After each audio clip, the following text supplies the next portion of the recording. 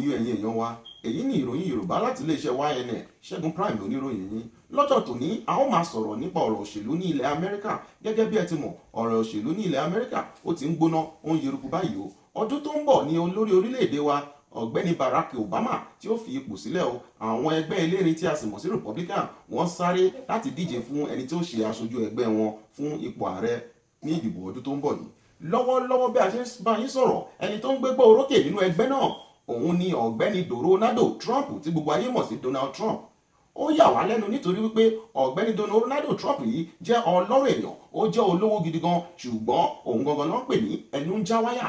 Ó ṣẹnu robo bí àsálà, kò sí nǹkan tí ò lè sọ tán. Bó ṣe ń bú àwọn Mexico tí a mọ̀ sí Kokoyé, bẹ́ẹ̀ náà ló ń bú obìnrin o. Ṣùgbọ́n bó ṣe ń sọ̀rọ̀ yìí náà ni àwọn tí wọ́n ń gbárùkù tí wọ́n ń pọ̀ sí, àwọn tí wọ́n ń tẹ̀lé ojoojúmọ́ ni wọ́n ń pọ̀ sí.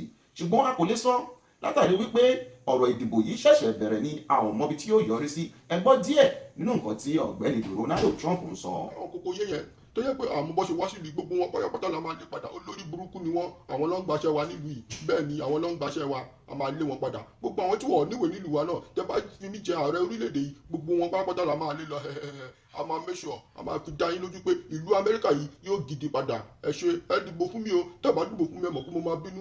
Ẹ̀yin èèyàn wa, ẹ wá rí báyìí wípé ewu ń bẹ lóko lóńgẹ́ fún ara rẹ̀ gan, ewu ni. Bí àwọn ọmọ ẹgbẹ́ elérin bó ṣe ń sapá láti yan aṣojú wọn fún ipò ààrẹ lọ́dún tó ń bọ̀, bẹ́ẹ̀ náà ni àwọn ọmọ ẹgbẹ́ ẹlẹ́ṣin tí a mọ̀ sí Democrat, àwọn náà ń sapá láti ṣe bẹ́ẹ̀.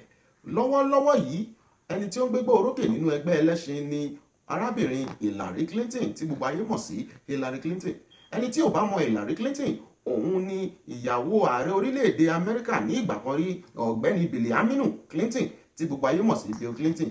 Lọ́wọ́lọ́wọ́ báyìí ìjà ti dojúkọ Hillary Clinton o, látàrí wípé ẹ̀rọ ayárabíàṣá àti ìgbàlódé tí a mọ̀ sí email tí ó ti kọ ní ọjọ́ tó ti pẹ́ ní ìgbà kan rí, ìṣe ló ti yọ gbogbo àwọn lẹ́tà yìí kúrò lórí ibi tó jẹ́ kó wà. Eléyìí ló wá mú káwọn èèyàn wá máa béèrè wípé kí ni ìdí rẹ̀ gan ní pàtó tó ṣe jẹ́ pé Hillary Clinton yọ gbogbo lẹ́tà kúrò. Eléyìí wá jẹ́ kó wá le fún Hillary Clinton láti gbégbá orókè dáadáa o. Ṣùgbọ́n lọ́wọ́lọ́wọ́ òun ló ṣì ń gbégbá orókè. A kò lè sọ nǹkan tí ó ń ṣẹlẹ̀ tó bá dọjọ́ iwájú.